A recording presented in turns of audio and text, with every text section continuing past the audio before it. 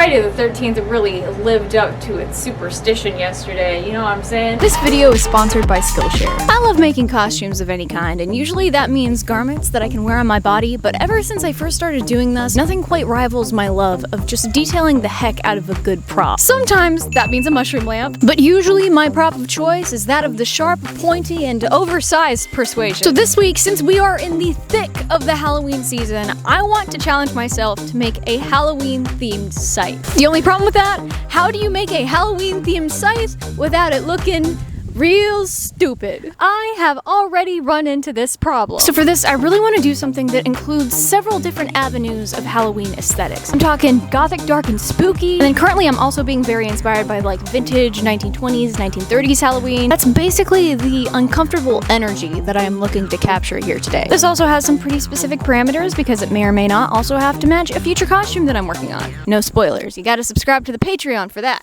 So this is what we got to work with so far. We have a scythe design that is like a little bit more minimal. We got a bat motif, pumpkin motifs, and also bringing some of that like gothic architecture in there with some pumpkin stained glass and some arches. And then a little lantern in the middle. Also, a tiny pumpkin baby skewered at the end, just to add a little bit more macabre flavor to this. Necessary ingredient for any Halloween themed item. Then we have the slightly more ridiculous design that's essentially the same thing, only there's a larger pumpkin skewered here in the middle. This one is definitely a lot more kitschy, a lot more camp, which of course I like, but I also feel like some of my designs have gotten a little out of hand recently. I may have gone too far in a few places. So I'm trying to enter into this whole project with at least the slightest bit of taste. I'm still not completely settled on either design, so I think what I'm gonna do is put it up to a Patreon vote.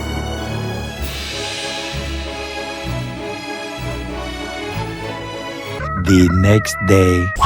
Okay, the verdict is in from the patrons, and pretty much everyone decided they liked the middle one here the best, which is the one that is still a Halloween, but it has a lantern instead of the pumpkin. That is more or less what I thought looked the best too. However, I did do a third variation of the design that's just like a straightforward gothic looking scythe, and part of me is a little bit torn right now because versatility has been a huge theme in my work this year. I make so much stuff that having costumes that only serve one purpose just doesn't make a whole lot of sense. So I think what I might do is go with this middle design, but use minimal color on the staff itself and just make it so that the stained glass panels are removable so that it can be Halloween themed or a little bit more dark and gothy. I think that could also be cool because then I could make some other stained glass panel variations. So I'm going to be doing my stained glass panels with some clear Warbler, and then probably going to be doing the colors with some UV resin and some mica powder. Don't worry, I saw your feedback in the last video where I used UV resin, and I have taken steps to alter my process because turns out I was doing a lot of stuff wrong. Sorry, it was my first time using it.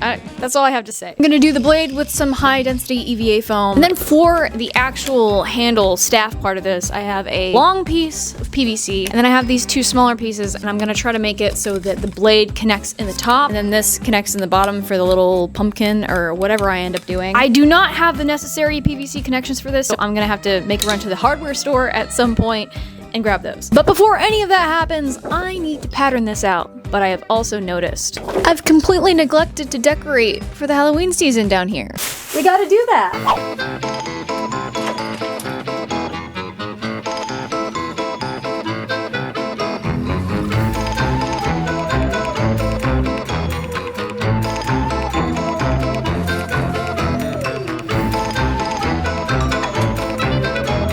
Is this stupid? To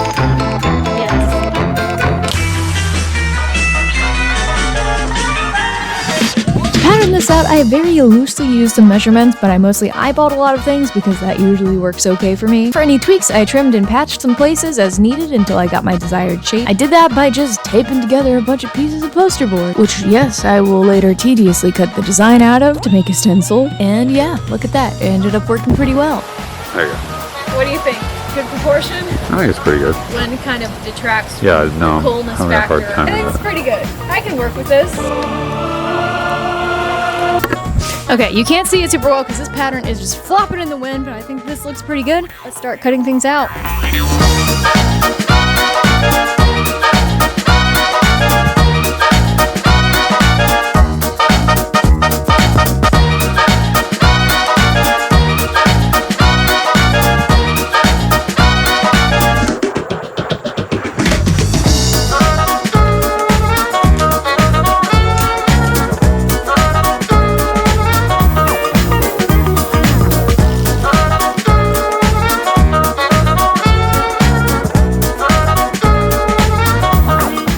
So this is where we are as of the end of the night, after I spent a couple of hours being a human laser cutter. Still have a little bit left to go, but it's going pretty well. I don't know why this lighting is so ominous. Also, I did make a trip to Lowe's. I didn't find exactly what I was looking for. The only 1/2 inch to a 3/4 of an inch adapter was this L adapter situation. I would have preferred something that doesn't have a thing on the side, but it's whatever. Now, can just fit onto the neck of the scythe and be easily removed for storage and that sort of thing. So at the end, this is going to be just a pole that I can stick somewhere, and then the pieces that go on it can also be stored separately.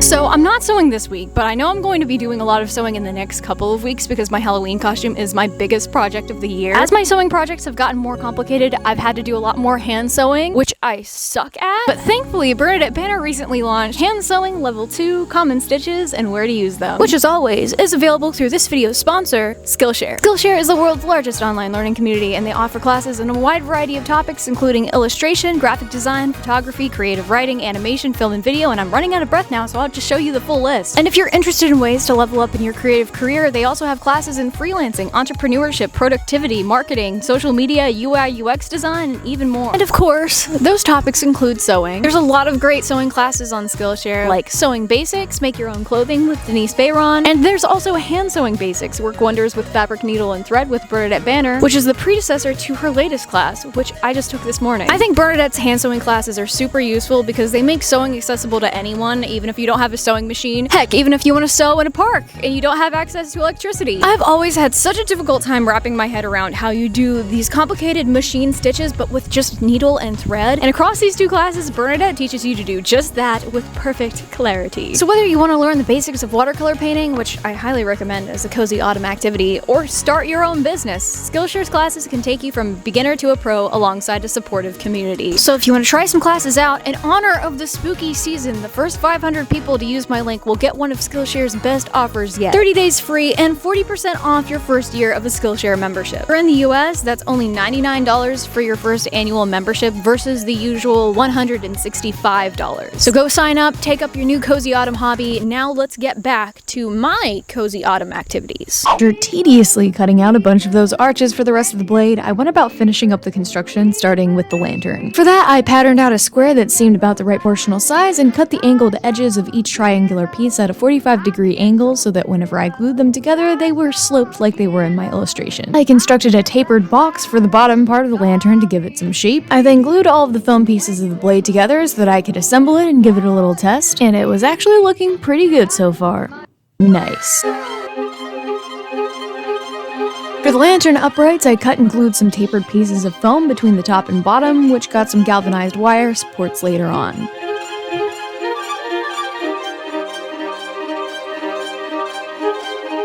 I also glued both sides of the blade together so I could begin adding on a little warblet and wire to help stabilize it.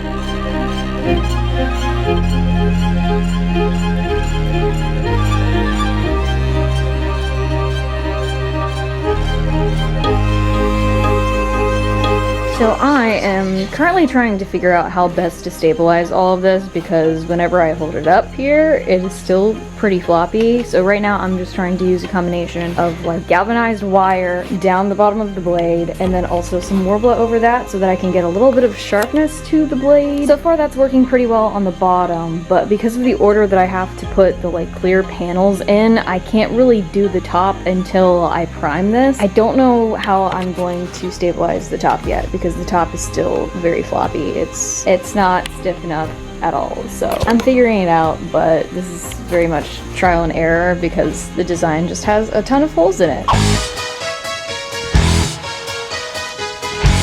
Then it was sanding time. Sorry, I've just been really channeling my inner Laszlo Cravensworth as of late. New York City. Sanding, of course, means half an hour straight of the most demonic sound your ears have ever beheld. Oh, it's truly awful. The hearing protection is like 80% just for my sanity. Anyways, I gave a bevel to most of the scythe blade edges and also gave the surface a water ripple-like texture to make it have more of a metal look.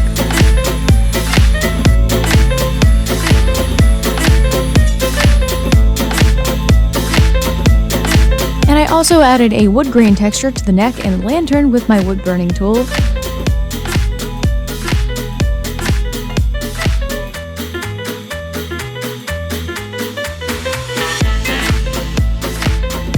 and smoothed out the rough parts of the blade with a little bit of foam play.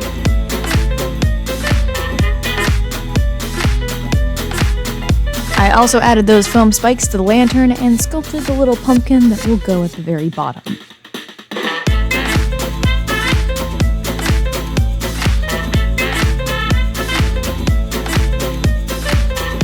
Okay, we are almost done with the construction. It's looking pretty good. It's staying together, which is really my top priority here with this project. The last thing I want to do though is sculpt my little gargoyle looking bat on the very top of this. Because I want this to be a little bit spooky and hold more detail, I'm going to use polymer clay for this and then attach it after it bakes. To start me off, I want to get just a real rough idea of what the head size should be for this. That way it's not disproportionately small. I want it to be giving this energy, not this energy.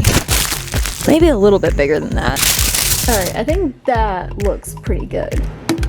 I also need to make and proportion out the little bat wings that are going to go on top. I feel like between 16 and 18 inches wide should work pretty well. Probably more like 16.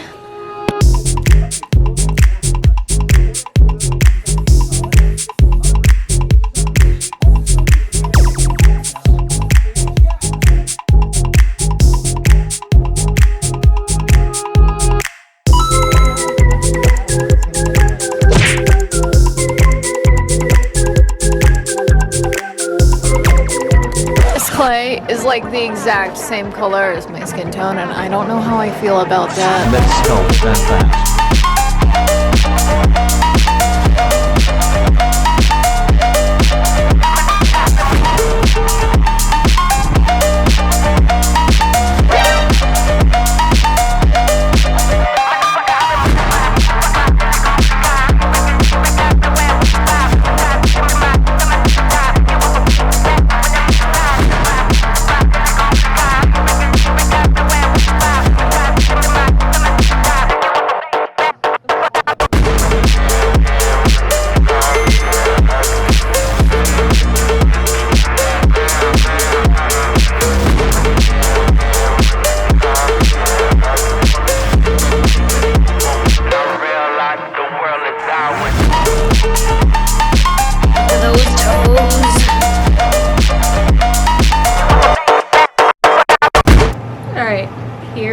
The result of my sweet bean.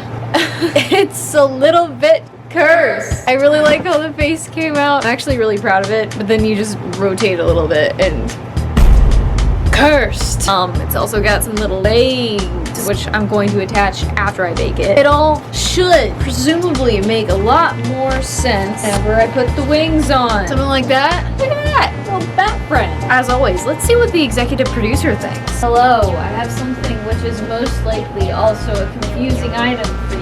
What do you think? Wow, that's a very indifferent reaction. You just want pets? The verdict is indifferent. Mommy's about to make it weird. Come here. Do you not want me to pet you? Oh, she likes this. She doesn't like it. All right, let us bake my bean.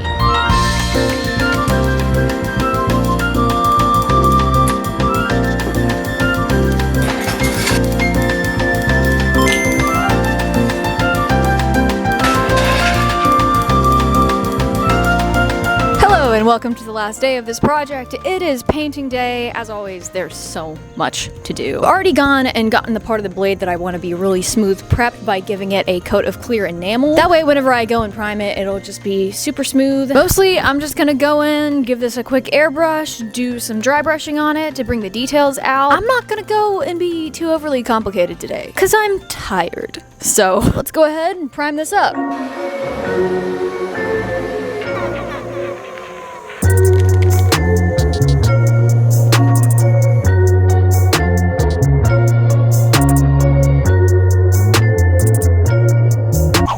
Also, real quick, before I prime him, here's me explaining that I really love this bat, but it adds a little bit too much weight to the top, and remember, I love him. I don't want anything to happen to him, so I'll probably make an alternate topper to use if I ever bring this to an event. Anyways, back to priming.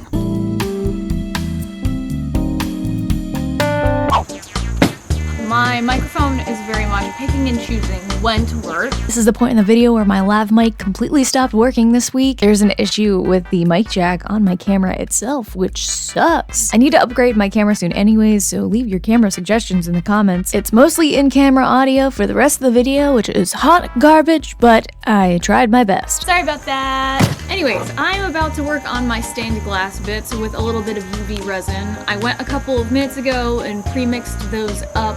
This time I am using a little bit of mica powder. I'm gonna do a little bit of orange in some areas, a little bit of green in other areas, and I don't have a very big UV curing light for this. It's a dinky little flashlight, so I am going to use what little bit of sunlight that I have to cure this today. Even though it's cloudy, there should be a little bit of UV coming through, so I'll just set these out for a long period of time, let them do their thing. It should cure okay eventually. Hopefully it doesn't rain, right?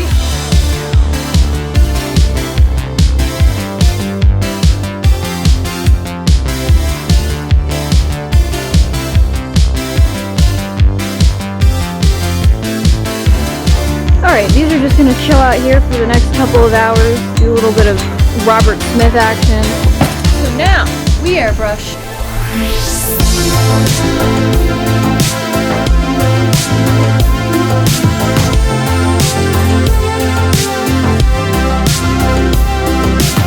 This bee just refuses to leave.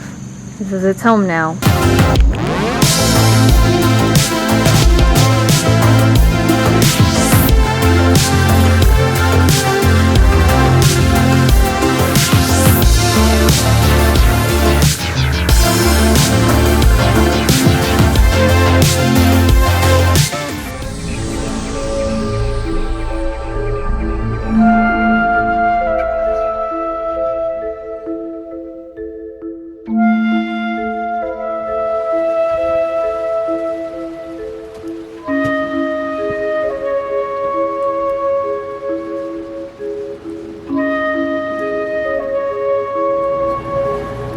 Hello, and welcome to dry brushing. You're observant, you might notice it's a different day. It's not the final day anymore. The story of that situation is I went to a Friday the 13th tattoo flash event last night. Waited about 6 hours.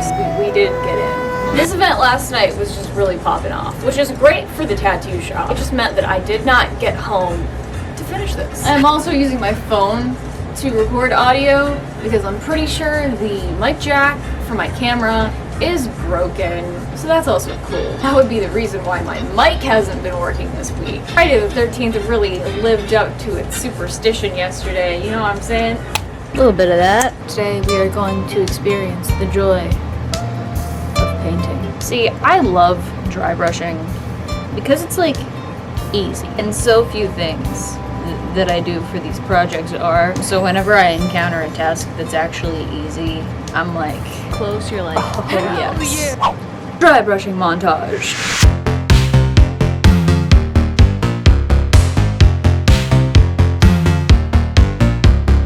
I do very much enjoy that dry brushing is such an aggressive technique because you can literally just Bob Ross it.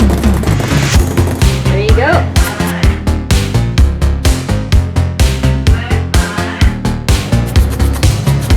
I'm just gonna take some silver and go in. To finish up the paint job, I dry brushed the entire thing in that silver color, just to blend it in a little bit more with the scythe blade. I'm also going in here with a dark wash, just to, you know, make everything look a little extra murky, a little extra cursed. 'Tis the season, as I always say. And now, a moment of satisfaction. It's not nearly as satisfying as I thought it would be. It's that southern humidity. Nothing works the way it's supposed to down here. For the scythe blade, I gave it a couple of washes of browns and golds to blend it in a little bit more with the staff, and finally added a layer of dry brushed silver and a dark wash to flatten that chrome metallic look. Alright, now let's do the back. The amount of times that I have made that reference this Halloween season is too many times.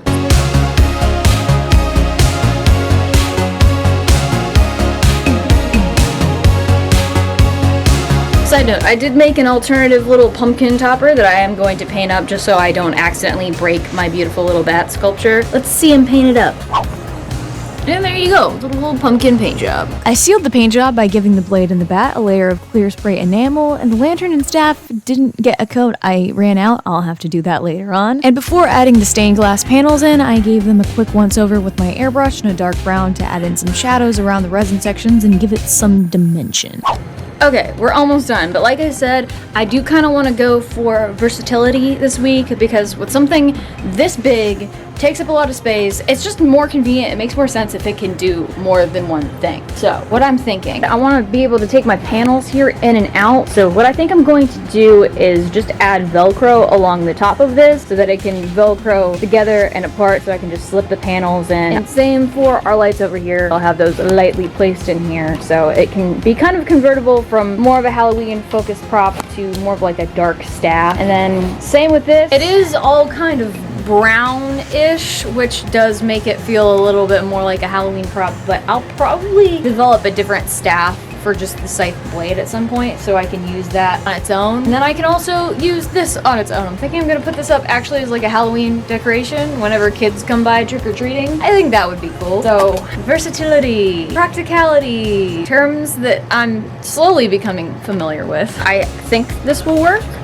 As always, with a lowercase t. My plan actually worked pretty well. I just installed tiny strips of Velcro along the top and a few down the middle, slipped my panels in, and originally for the blade I was going to use these cool color changing lights. I even slipped them into place and I did try them, but the end result was pretty messy and the battery pack added a lot of weight. So instead I opted for 4 of these tiny fairy light strands for the blade and 1 for the lantern. And lighting is something I'm kind of still figuring out for this piece, so I didn't glue them in or anything because I'll probably switch them out later. That's also why I didn't obsess over adding diffusion foam into the blade or anything this week, but I wanted to have at least something for the end result. Alright, it's done. Let's take a gander at the final prop. Finally.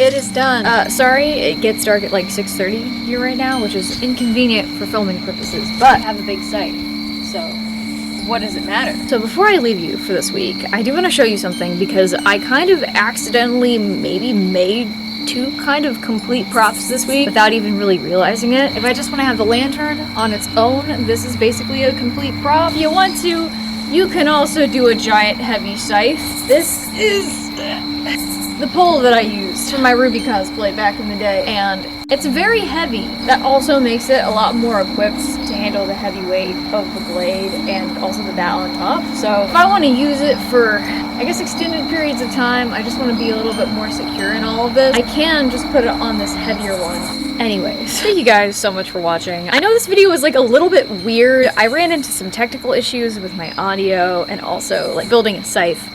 How do you streamline that? Again, if you are baffled by the design of this and just everything that's going on in this video, I don't blame you. If you want more context for that, you can either subscribe and stay tuned for a couple of weeks from now where I actually release the video for the corresponding costume for this prop, or you can subscribe to my Patreon for as low as $1 a month and get somewhat regular updates there. And as always, the biggest thank you for this video and this behemoth of a project goes to my patrons and especially my executive producers. Liana, Armlar Jean, Anubix, Breeza, Elizabeth Smith, Bean the Bread, I Hang Out with Cats at Parties, Bobo McFo, Freya Wolf, Gravity Drop, Sweet Winter Garden, Katie, Hypnos, India Gloom, Enozine, Megan Penland, Meeks Hunter, Eloquent Silence, Lovisa, Thea Maia, Agent.Sketchy, The Cat's Bark, Alwyn Hayes, Shay Lee, Zyle S, Dodo, Cat, Small_Creeper, Francesca Sliwa, Freedom and Gus Gus, Sama Lama Ding Dong, Rose Kofrick, Rose Jaconi, Phoenix, Alex, Brian, the cat bus is early, and Miss Wicked. I will see you guys in the next couple of weeks with more ridiculous spooky content. Ooh, I'm excited for this final costume, guys. You don't even know it's coming.